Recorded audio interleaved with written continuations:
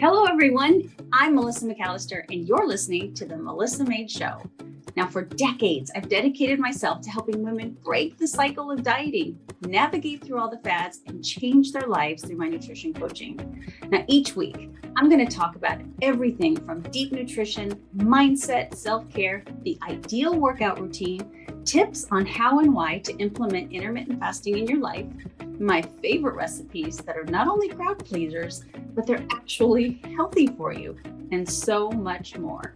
Now, with small and consistent changes, you can defy aging while living a happier, healthier, and more heart-filled life. I'm so excited to show you it's possible with the right strategies that are so simple to adopt.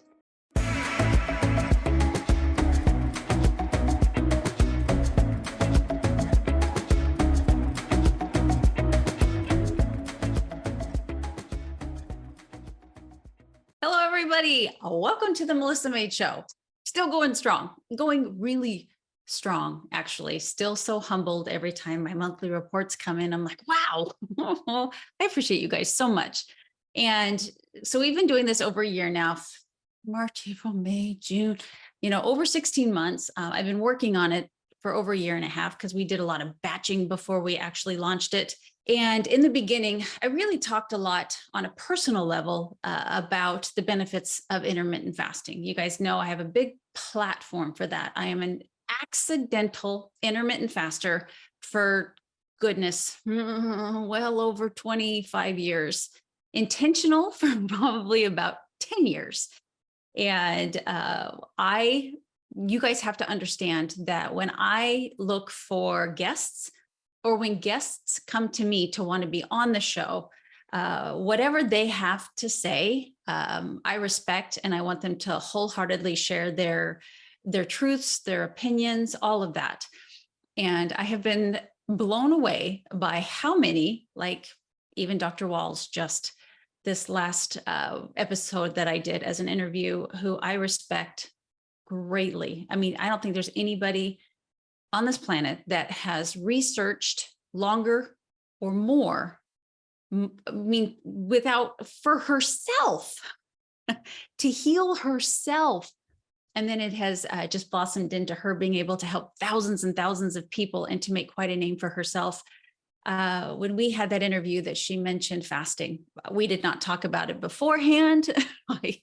There was no prompt. So I think I bring on the smartest people in the world. I mean, I'm not going to have, for the most part, just an influencer on that has their opinion and wants to share just what's worked best for them.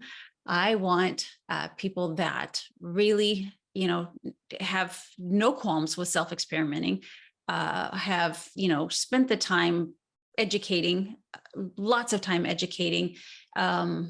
Those are the people I'm looking for.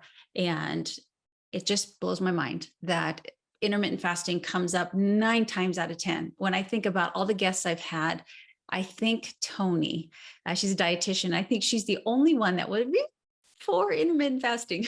She was the very first person to ask me if she could be on my podcast. And I enjoyed talking with her and I enjoy her perspective, but I don't think fasting is for her or what she, has for her clients, which I totally respect. But other than that, everybody has been. So I want to just revisit that, because those of you, my chain gang, that I want you to just, again, be reassured that fasting can be a very, very healthy way of life. And for those of you that have tried it and maybe it didn't work for you, or you've never tried it, or you're scared because you do listen to, influencers and they tell you not to do it, that it's not healthy. And so you're nervous about doing it. So I want to really fast. I've got 3 recent human studies. I know that's important. I totally believe that studies can be, used on animals. Not that I'm a big fan if it harms the animals, but I do think that we can learn something even with animal studies.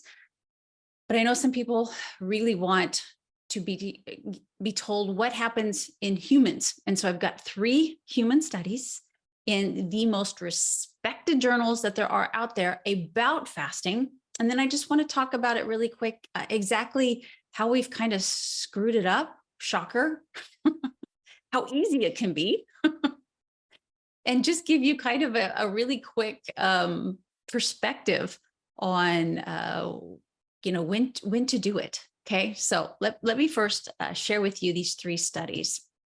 So a 2019 study published in the journal Obesity found that intermittent fasting was effective for weight loss and improving insulin sensitivity in overweight and obese adults. The study participants followed a 16-8 intermittent fasting schedule, which means they fasted for 16 hours and ate during the 8-hour window each day. After 12 weeks, the participants had lost an average of 7.3 of their body weight and had improved their insulin sensitivity by 31%. A 2018 study published in the journal Nutrition and Metabolism found that intermittent fasting was effective for improving blood pressure and cholesterol levels in adults with pre-diabetes. The study participants followed a 16-8 intermittent fasting schedule for 12 weeks, kind of the same. After 12 weeks, the participants had reduced their systolic blood pressure by 5.6 mmHg and their diastolic blood pressure by 2.8. They had also reduced their LDL, and it says, quote, bad cholesterol by 10.9% and their triglycerides by 20.2%. A 2017 study published in the journal Cell Metabolism found that intermittent fasting could help to protect against age-related decline in cognitive function. The study participants were healthy adults who were followed for 12 weeks. The participants who had an intermittent fasting schedule had improved their memory and learning compared to the participants who did not follow an intermittent fasting schedule. Now, these are just a few examples of the human studies that have investigated the benefits of intermittent fasting. And I know there's a brand new one out. You'll hear a lot about, brand new, but I won't touch that one today. But be prepared, yet another human study that really shows the benefits of that. And I want you to remember those three studies showed improvement in weight loss, insulin sensitivity, blood pressure, cholesterol, age-related decline, and cognitive function. So, if you're a quote unquote healthy adult, and you hear this all the time now, it was 88%. Now I think it's bumped up to 90% of people are not metabolically healthy. So maybe for the 10% of you, if I have any of the 10%ers listening to this, maybe you don't need to intermittently fast because you don't need to lose weight. You're already insulin sensitive. Your blood pressure is great. Your cholesterol is great. And your brain is fine. The 10% of you, okay, fine. Do your thing, whatever. But for the 90% that could use help and don't want to necessarily have to go, the modern medicine way, but maybe use something that has been tried and true and been around forever. But one thing I want to share with you is that we tend to overcomplicate and obviously overdo things. So I say this all the time, but when you hear plants are good for you, we, pull, and there's, for my vegans and vegetarians out there, it's so much more complicated than that I understand. But there are people who become a vegan only because they hear plants are so good for you and meat's bad. Then we have people that hear the meat's good and plants are bad, and so they become carnivore. Or you have people that hear, oh my gosh, fat was demonized and fat is so good, and so they become extreme keto. They eat 75% of their diet as fat. We just overcomplicate and overdo things. There is a fine balance. And so it's the same with intermittent fasting. I think super long fasts, when I say super long, I'm talking over 3 days, people should be extremely careful with that if they even consider it, and let their doctor know they're doing that. And it should be so far and few between. When it comes to a 3-day fast, maybe it's something for me personally, I do just a couple of times a year, but I am pretty healthy. So again, you want to, let your doctor know, especially if you're on any kind of a medication, it can be so crazy good for you. And I believe that's what this new study is about, is, a little bit extended fast, how good they are for you. But you got to be careful, and you can't do something like that a lot. even 24-hour fast, which you're not even skipping a day eating. You're only, say you eat from breakfast to breakfast or dinner to dinner. So you're still eating every day. But you put 24 hours between that, can be depending on, your goals. And if you really want to use fasting for weight loss, it's beneficial to do that, obviously, because it cuts back on the calories. Call it what it is. But still, you have to be careful if you're not, metabolically healthy. That could be a lot for you. But when it comes down to a 16-8, where you're just not eating for 16 hours a day, or even starting at 12 hours a day, that's fantastic. So if you've never tried fasting and it scares you, just try 12 hours. You'll love it. Just 8 to 8, 7 to 7, 5 to 5, whatever time you get up. That's the beauty of it, is if you love breakfast or you love to eat before you work out, cool, get up, have yourself a small meal, break your fast, have an excellent workout, and then count those 12 hours and stop eating at that time. You can do it. It's really good for you.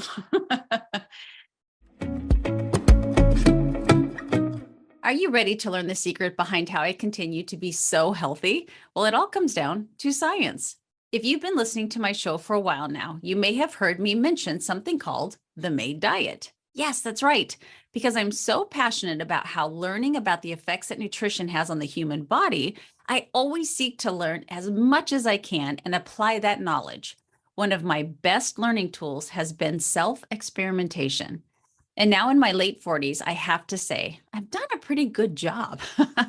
It's hard to find trustworthy, even accurate information in this country. Between the influence of big corporations with monetary agendas, the nutrition labels designed to deceive, and downright misleading information that you were taught in school, navigating food and nutrition with your optimum health in mind can be quite challenging.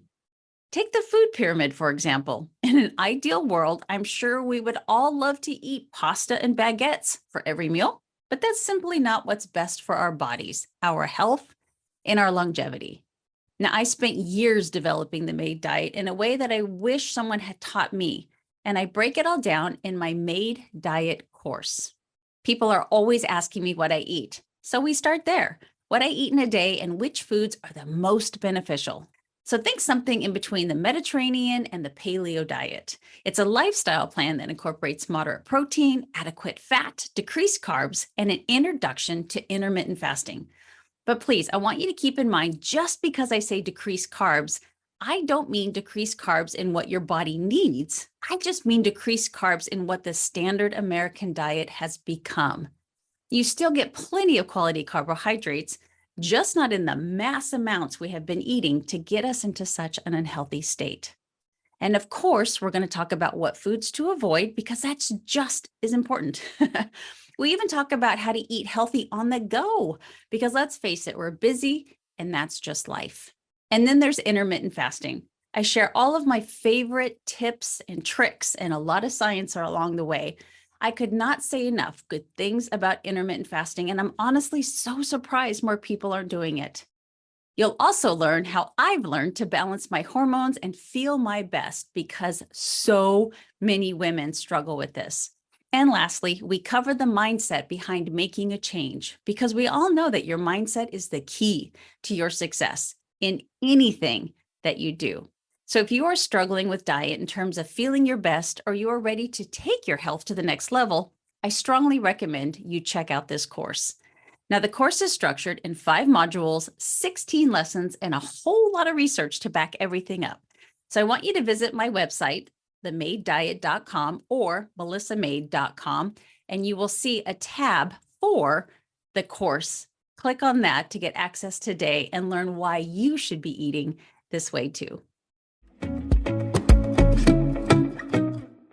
How many meals you have between those 12 hours, the 10 hours, the 8 hours that you decide to eat is totally up to you. I do believe science shows that if you don't just snack throughout those 8, 10, or 12 hours, you're allowing your body and your digestive system a better experience with eating. That it's, we have to give our bodies a short break between meals. Because if you're constantly putting food in you, and I mean constantly, because I'm gonna give you an example here in a second, seriously, guilty of this. When my kids were young, okay, Melissa, be real, be honest. When I make the raccoon food at night, I've been giving them little treats, and sometimes one or two of those treats will make it in my mouth, and I don't know how that happens. So my parents out there with children, you're just like, I'm, going to have that Oreo. And sadly to say that keeps you from quote unquote fasting. You're breaking that, 8, 10, 12 hours. And you really want to allow your body to have that break, or between your good sized meals, your breakfast, your lunch, and your dinner, you grab that handful of chips from the kids, which sets the whole digestive system going again. And so the enzymes, the bile, the mucus, the saliva, just is constantly going. And there's never a break really for your body, even between meals, which it's very good for it to give that little break. So 3 meals a day, perfect. It really is. If you follow pretty much an 8-hour day like I do, then you're allowing yourself about 3.5 hours between each meal, which is just sensational. Okay. It's going to allow you to truly get to the point of, oh, okay, I'm hungry. You're supposed to be hungry when you start eating. You don't panic because I don't want to feel hungry. I better eat something so I don't feel hungry. No. Change that mindset. It's okay to be hungry. There's a reason the universe, Mother Nature, God put that in your system. You're supposed to feel hungry. It's supposed to remind you, okay, I need to eat. And it's got to be a true hunger. And your macros are up to you. In my experience over the long time that I've been doing this, because we have such a plethora of processed foods in our diet, ultra processed foods, that our carbohydrates are pretty high, which does tend to make us less insulin sensitive, and makes us so we have a lot less protein and healthy fats. And so when I work with someone that is part of that 90%, I prefer them to be a little bit lower on the carbohydrate spectrum. Going all the way, I don't want you to be keto. I don't want you to be carnivore, but I do want your carbohydrates to be enough to keep you from obsessing about them. I don't want you to ever feel like, oh, I can't have those carbs. Yes, you can. But I also want you to make plenty of caloric room for your proteins and your fats. And so we need to lower those carbohydrates a little bit so we have the room for those and we're not overeating. So the macros are up to you. Protein's pretty set. Whether you want to be higher carb, lower fat, or you want to be higher fat and lower carb, that's up to you. But that's the freedom of intermittent fasting. You get to choose. So think about this. So I know people are like, when you sleep, you fast. If you're lucky, right? If you're lucky, you get 7-8 hours of sleep. If you're lucky, it's hard these days to get that sleep, right? From, binge watching your favorite shows. There's new Black Mirrors out. My husband's obsessed. To having small children, to working these wonky hours. There's just so many reasons why we're not getting a good night's sleep. Hopefully you're getting those 7 to 8 hours minimum a night. But listen to this. Say that, for instance, the night before you have a yummy steak dinner, a nice big old grass-fed filet and maybe a baked potato and some salad. Yum. One of my favorite meals. And you eat that, 7 o'clock. Think about this. And I chose steak for a reason. I mean, I am being a little bit tricky here. I chose steak because steak, that protein, that meat, that red meat does take a lot for your body to break it down, which is actually a good thing. It's the thermic effect of food. It takes a long time to break it down, but I want you to know that that steak will sit in your stomach, depending on who you are, how much steak you had, how it was cooked, so many variables. But generally speaking, that steak is going to stay in your stomach for 2 to 5 hours, just in your stomach. Okay. From that point on, it's going to move to the small intestine, where it's going to sit for another 2 to 6 hours.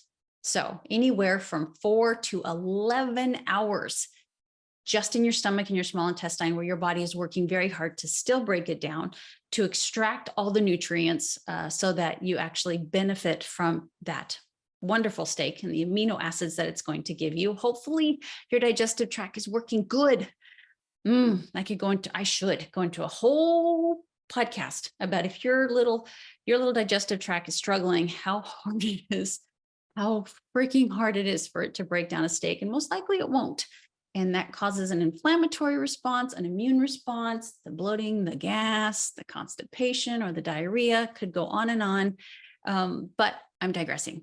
It takes a very long time for that to go through your system. So even though you're telling yourself, well, I ate that steak at 7 o'clock, let's just cut the meat in the middle and say it takes 8 hours for that steak to get through your system. You have steak digesting in your stomach and your small intestine the whole time you're sleeping, as opposed to, hopefully, you can push it a little bit earlier, maybe 6 o'clock, and you've gotten a lot of the digestion done at that point, but you're not truly fasting at that point yet. It's wonderful for your body to have a moment's rest where your stomach and your small intestine actually are like, whew, great, we can repair. I've said this before, and I don't remember where I read it. But every time, I saw it 2 different times. Otherwise, if it was just one time, I'd be like, but I've seen it twice, that every time that you do digest, you cause about 7% of your digestive tract is damaged, which makes sense. I mean, it really does make sense, all the stuff that we put through it. So you've got to allow with each meal some time to repair, and that especially when we sleep. So to allow yourself at least 12 hours, right? Because we said, let's just say on average 11 hours for that steak dinner. You're still giving your body an hour to go, whew, okay, I feel great. I feel, I've been able to work on that mucosal lining, to let the muscles relax, to give the glands the opportunity to not excrete all the stuff that it needs to. That's really important. So resting your digestive tract is important. And if you just think steak dinner, how long that takes to go through your system, which hopefully you're not having steak too often, say 2 times a week max, but you're having that you just take into consideration the idea of fasting, because fasting, even if it is for a beginner or somebody who thrives on just 12 hours a day, you still allow your body the time to digest that rather substantial meal before you start eating again. Because your body, I mean, it's almost like the exercise, right? You go have a serious leg day, and your legs are still quivering and still sore, and you just stop the workout and your legs are like, oh my gosh, thank you. Give me time to recover. But you're like, nope. Let's do another leg workout. Kind of the same thing.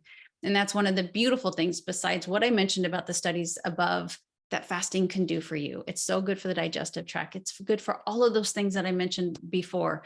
I still to this day am a huge proponent for it. And there's very, very, very few people that I will put my hands up and say, maybe it's not for you. Now, you've got the beautiful Mindy Pels, who has been on this show, Cynthia Thurlow, Dr. Shaw, all these women who also advocate fasting.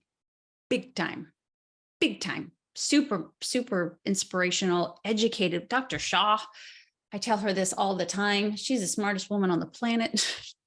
Smartest woman on the planet. She advocates it. And they all have their own little different tweaks. Some say it doesn't really matter, with the time of months up, or if you're in perimenopause, or if you're, in your reproductive years, and others say it does. That's details. But just the idea of incorporating fasting, even 12 hours, I implore you, 12 hours a day, to where you don't wake up instantly and have something to eat. Allow your body to wake up, get outside, take a couple, deep breaths of air, get some sunshine on your face, in your eyes, have yourself a big glass of water, small cup of coffee, and then eat something. And also, please don't go to bed with a really full belly. I wish I could give everybody on the planet an Oura ring, even just to wear, for them to experiment what a difference it makes with just one. And I still drink my alcohol. Sometimes I wager it's worth it. But the difference, even just one drink has on your sleep, or going to bed with a full belly versus one that's had the time to digest a little bit before you go to bed, freaking night and day difference. Huge. If you saw that, you'd be blown away, and you'd be like, okay, I get it. But sometimes we don't see it, so we don't know. I mean, because you're asleep. You don't know how well your body's actually resting and repairing. But I promise you, something like this tells you it's not doing a very good job because all it's focusing on is digesting, which is the complete opposite end of the spectrum. When you're super stressed, right? Is your body going to worry about digesting? No, it's going to worry about saving your life. So you've got to set yourself up correctly for when you eat and when you sleep so that you get the most out of it. Okay. Just wanted to come around and revisit intermittent fasting again. Still a huge proponent, still practice it myself. Still, I did a reel and I haven't put it out there yet, but I see women that are about 50 years old, and they're advocating for, hormone replacement therapy, which, listen to me, it's wonderful. Get your levels checked. And if you have these imbalances, it is a life-saving way for you to live normally again. But I also want you to know, with 50 literally just around the corner, my estrogen, my progesterone, my testosterone isn't like optimal, but it's fine. It's fine. Obviously, I got good muscle mass. My thyroid, all of that is good. It can be good, and I've fasted forever. So, I'm one of one, but I'm here to tell you that I'm sure it plays a huge role. My sleeping, my diet, the fact that I just eat really 3 meals a day within an 8-hour period for 20 something years has really helped keep my hormones in check. My insulin sensitivity is nice and high. My thyroid is doing great. And my perimenopause so far, if I'm in it, piece cake, knock on wood, piece cake. So you can be a very, very, very exceptionally healthy individual and intermittently fast. In fact, I think it's one of the reasons that people are exceptionally healthy. So as always, hope you wake up feeling prepared and you go to bed on an empty stomach, feeling proud. You guys have a great day. Wow, we've reached the end. But before I leave you, I'd love to hear from you. After all, it's not every day that someone reaches out and asks for your opinion. And to me, your opinion does matter. So please share this episode with anyone that you think needs to hear this message. And remember to rate, review, and subscribe wherever you listen to podcasts. My name is Melissa McAllister, and until next time, thank you for being your own health advocate.